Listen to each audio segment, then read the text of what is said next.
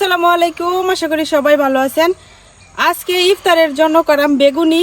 তো বেগুনি আজকে বাজার থেকে বেগুন কিনে করতাম না, আমার বাগানের বেগুন গাছে বেগুন ধরছে। তো একটা ছুরি নিচ্ছি, বেগুন উঠাই আনি আগে।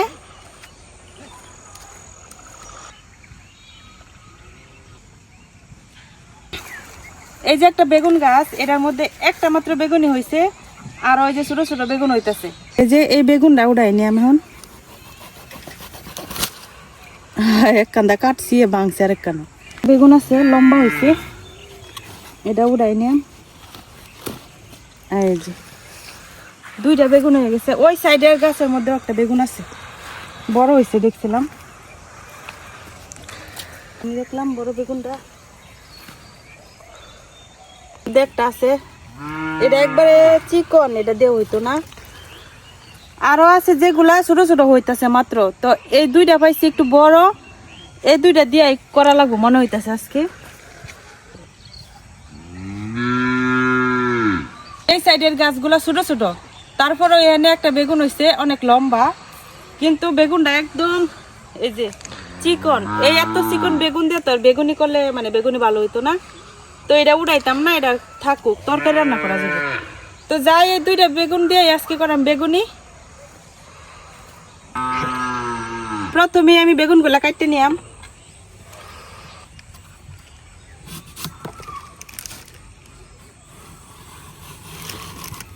বেগুনের দুই সাইডের এই শক্ত খোসাটা আগে ফালাই দিতেছি। এখন চিকন চিকন করে কাটতে নিলাম, এই যে এরকম।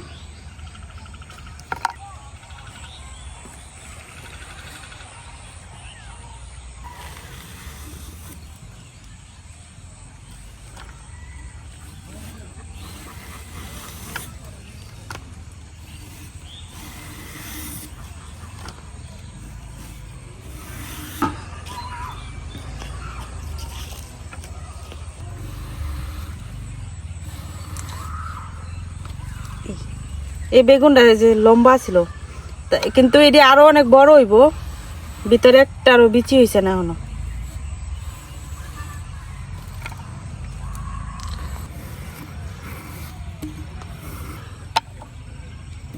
তো আমার বেগুনগুলা কাটা হয়ে গেছে। এখন বেগুনগুলার মধ্যে আমি একটু লবণ দিয়ে দেব, অল্প একটু লবণ দিয়া এভাবে বেগুনগুলো একটু মাখায় রাখতেছি, পানি ছাড়াই আর কি। আর অন্যদিকে আমি ব্যাটারটা রেডি করে নেই।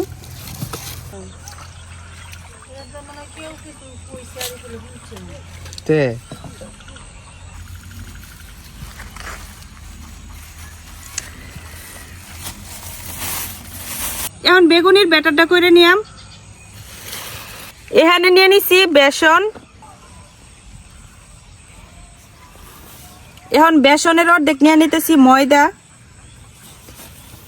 আর অল্প পরিমাণ দিয়ে দেম কর্নফ্লাওয়ার।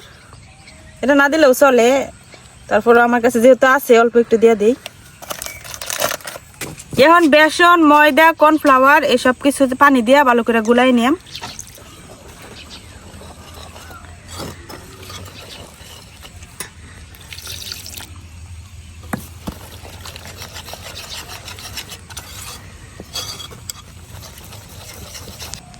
এখন এই ব্যাটারের মধ্যে দিয়ে দিতেছি লবণ, শুকনো মরিচের গুঁড়া, হলুদ গুঁড়া, অল্প একটু জিরা গুঁড়া। এখন খুব ভালো করে ব্যাটারটা ফেটাই নিলাম। এখানে আমি বেসন, ময়দা এগুলা চাইলা দেই নাই সময়ের কারণে, কারণ ইফতারের টাইম হয়ে যেতেছে। চাইলা দিলে আরো বেশি ভালো হয় আর কি।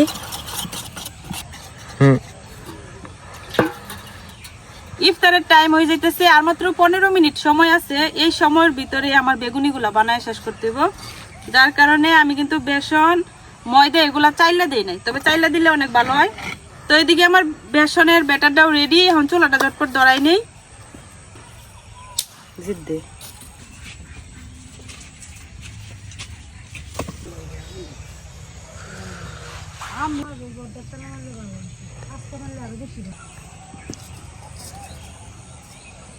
চুলা ধরাই নিছি, বেগুনিগুলা ভাজার জন্য এখন কড়াই বসাই দিছি। বেগুনিগুলো ভাজার জন্য তেলটা গরম হইতে দিলাম।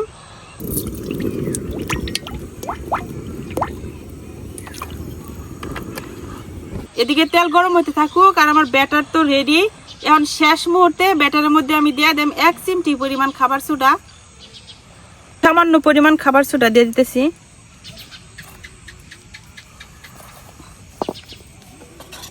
এখন আবার ভালো করে ফেটাই নিলাম। এখন একদম ঝটপট করে বেগুনিগুলা ভাজে নিলাম।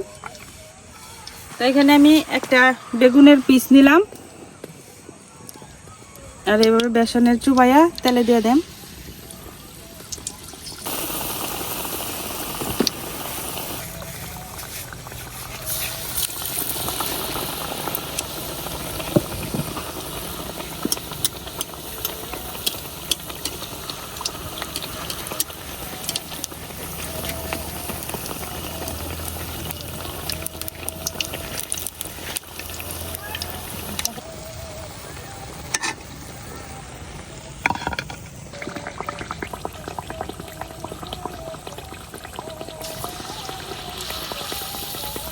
এই বেগুনটি একটা ছোট আছেন, এটি বেগুনিগুলো ছোট ছোট।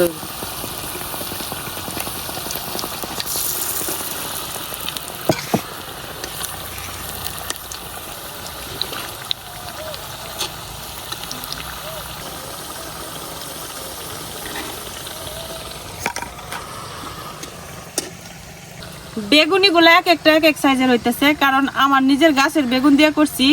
বাজার থেকে কিনে আনলে তো সব বেগুন দেখিয়া শুনে সমান দেখে আনা যায়, যেহেতু আমার নিজের গাছের বেগুন দেখছিনি তো, একটা একটু বড় একটা একটু ছোট।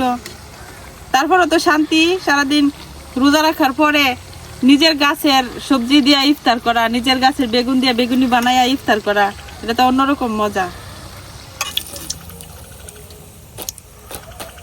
এগুলা খুব সুন্দর হয়েছে, একদম কিউট, সুন্দর হয়েছে।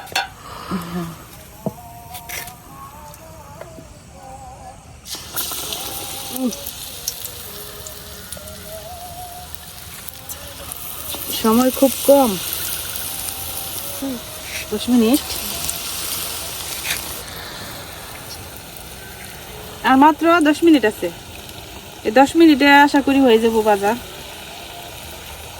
5 মিনিটে শেষ হয়ে যাব।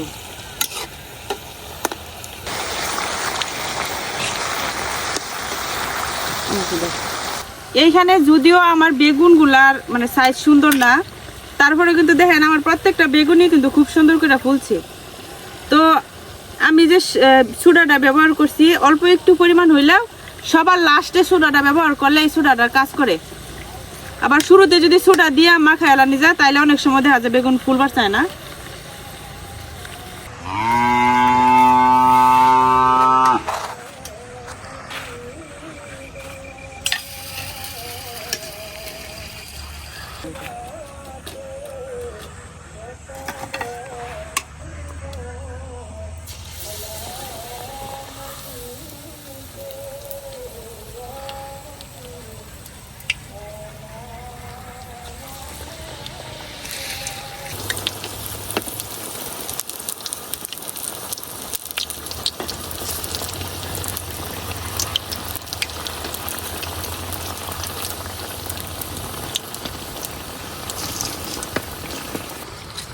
সময় নাই, এত করা করে বাজারও সময় পাইতেছি না।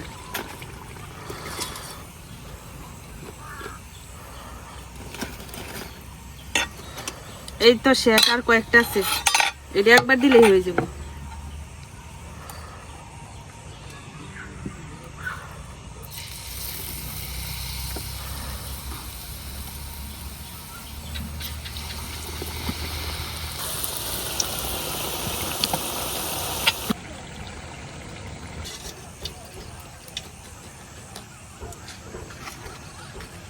মাত্র 10 থেকে 12 মিনিট লাগছে বেগুনিগুলা ভাজতে। তো আমার বেগুনিগুলা ভাজা শেষ। এখন বেগুনি ভাজার পরে যে ব্যাটারটা ছিল এটা রয়ে গেছে, এটা দিয়ে আর কি করবাম, এখন এটা তেলে এমনি ছেড়ে দিই, একটা পিঠা হয়ে যাক।